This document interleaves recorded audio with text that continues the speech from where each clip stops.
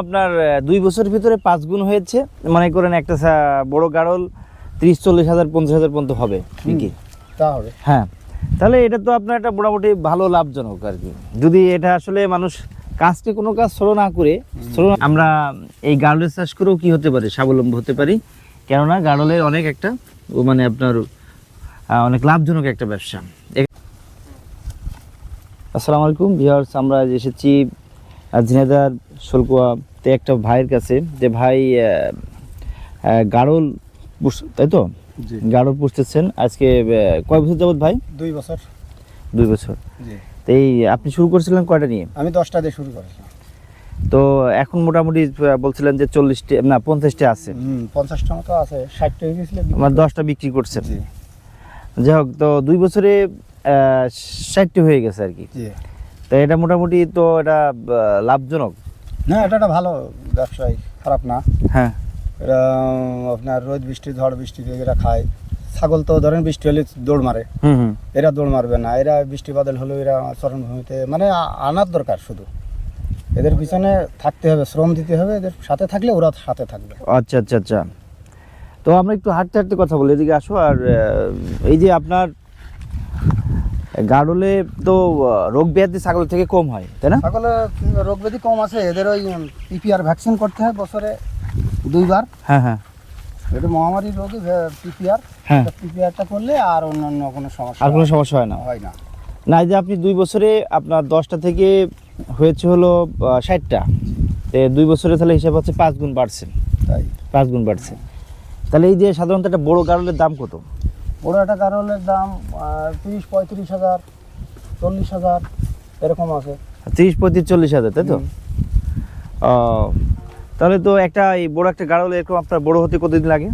বড় হতে 1.5 বছর হলেই হয়ে যায়। 1.5 বছর হয়ে যায়।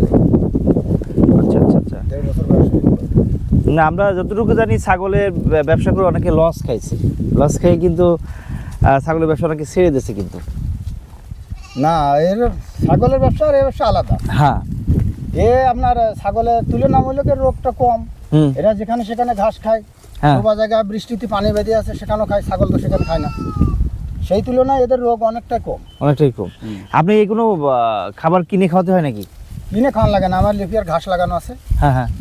আর আমি এইভাবেই খাওয়াই। যখন দেখি খুবই সংকট ঘাসের, তখন হয়তো বাড়তি খাবার টাবার একটু দেওয়া লাগে। ও আচ্ছা আচ্ছা আচ্ছা আচ্ছা। তাছাড়া ওরা মানে খেতে ভালোবাসে, চরমভূমিতে খাইতে ভালোবাসে। তা আমরা যেটা বুঝলাম, আপনার 2 বছরের ভিতরে 5 গুণ হয়েছে, মনে করেন একটা বড় গাড়ল 30-40 হাজার 50 হাজার পর্যন্ত হবে নাকি?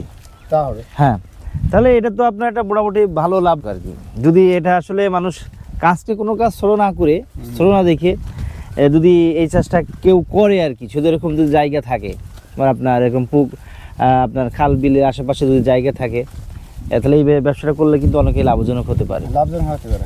হ্যাঁ, এটা জায়গার প্রয়োজন। জায়গার প্রয়োজন মানে একটা আপনার চড়ে নেওয়ার মানে জায়গা থাকলেই হবে আর কি। চরণভূমি দরকার। হ্যাঁ, চরণভূমি দরকার, তাহলেই এটা তুলনামূলক লাভজনক আর কি। এরা এখন আপনার যে আপনি যে এটা উদ্যোগ নিচ্ছেন, মোটামুটি একটা হচ্ছেন, এটা আপনাদের সরকারের কাছ থেকে এটা আপনারা কোন ধরনের পাইতে পারেন? সরকার আমাদের একটাই, যদি সরকার এদের প্রতি এই প্রাণী সম্পদ অধিদপ্তর থেকে সরকার যদি একটু দৃষ্টি রাখে, যে এখন তো ধরেন মাংসর খুব দাম। হ্যাঁ, তা আমাদের দেশে এই ভেড়া একটা অবহেলিত প্রাণী। হ্যাঁ হ্যাঁ। এই সরকার যদি একটু এদের ভ্যাকসিনগুলো টাইম মতো, ওষুধ এসে গতবার দিয়ে গেছে। হ্যাঁ হ্যাঁ, আমাদের উপজেলা থেকে এসে লোক দিয়ে গেছে। তাই এরকম যদি ওরা সরকার যদি পদক্ষেপ নেয় যে কখন কৃমি ডোজ করতে হবে, কখনই করতে, এইগুলো যদি সরকারি পর্যায়ে যদি মাঠকর্মী হিসাবে ওরা গ্রামে গ্রামে এসে দিয়ে যায়, তাহলে এগুলো আরো সহজ হয় পোষা। তার থেকে দেখা যাচ্ছে দেশের মাংসের চাহিদাটা পূরণ হয়। আর এই গাড়ল এই ভেড়া তো দেশের থেকে একদম বিলুপ্তির পথে, এ তো ছিলই না, এখন আস্তে আস্তে অনেকেই পালছে। অনেকেই এখন দেখা যাচ্ছে ভেড়ার একটা জাত, ভেড়ার একটা জাত। ভেড়ার বিভিন্ন জাত, গরু যেমন বিভিন্ন জাত, এরকম ভেড়ারও বিভিন্ন জাত। টোটাল 2 বছরে আপনার 10টা থেকে 60টি হয়েছে। যদি এভাবে তো এখন প্রতি বছরে দ্বিগুণ হবে। এটা বছরে কয়বারই দেয়? বছরে 2 বার বাচ্চা হয়। 2 বার বাচ্চা হয়? ও আচ্ছা আচ্ছা। এক একটার কয়টা করে হয় বাচ্চা? বাচ্চা একটা গাড়ল তো একটা দুটো বেশি হয়, একটা বেশি হয়। হ্যাঁ, দুটোও হয়, দুটো হয়, আবার ভুল ভবিষ্যৎ তিনটেও হয়। তিনটেও হয়। তিনটে খুব কম হয়, আচ্ছা। একটা দেখা যাচ্ছে হয় ও আচ্ছা আচ্ছা ভুল আচ্ছা। ভবিষ্যৎ। ও যাক, এটা লাভজনক। আপনি যেটা বললেন যে 1,40,000 কিনলে এখন মোটামুটি সবগুলোর দাম 6 লাখ প্লাস হবে আর কি। এরকম হবে এভারেজ।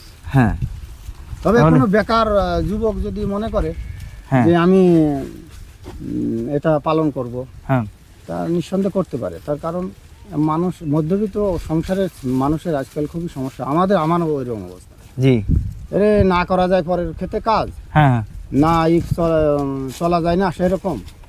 তা যদি এটাকেও একটু ধৈর্যের ব্যবসা, হ্যাঁ। কিন্তু খুব ধৈর্য লাগবে। এটা যদি কেউ ধৈর্য সহকারে ভাই এদিকে। করতে পারে, হুম। তবে আমি মনে করি থেকে হয়তো তার একটু লবণ ডাল ভাতের ব্যবস্থা হয়তো হবে।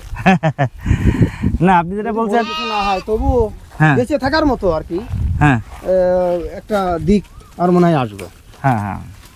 আর যাই হোক, আপনার সাক্ষাৎকার ভালো লাগলো যে আপনি বলছেন যে বেকার থাকার চেয়ে মানে কিছু করা ভালো, এটা স্বাবলম্বী।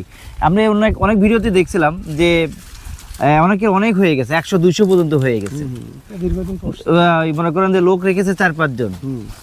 তো আপনি যেভাবে 2 বছর থেকে করে যে 60টা হয়েছে 10টা থেকে, আপনি যদি 2 বছর করেন তাহলে তো আপনারও তো হয়ে মনে করেন যে তা হবে। আপনার তো 200 হয়ে যাবে।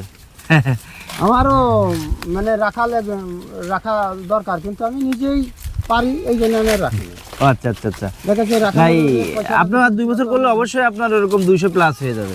তা হবে। যে 200 বছর হলে হ্যাঁ যদি এগুলো রেখে দিই হ্যাঁ হ্যাঁ হ্যাঁ। তাহলে অবশ্যই হবে।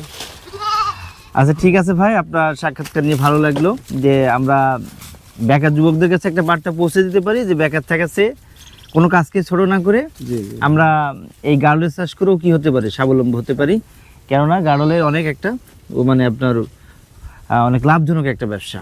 এখানে কোনো ছাগলের মতো তো রোগ নাই, মানে একটু যদি পরিশ্রম করা যায় তাতে যেন সফলতা হবে। জি। ওকে, ধন্যবাদ ভাই আপনার আপনাকেও ধন্যবাদ। আপনার সাক্ষাৎকার দেওয়ার জন্য। তো আজকের মতো এখানেই বিদায় নিচ্ছি। তো ভালো থাকবেন সবাই। পরবর্তী কোনো ভিডিও নিয়ে আপনাদের মাঝে আবার হাজির হব। আল্লাহ হাফেজ।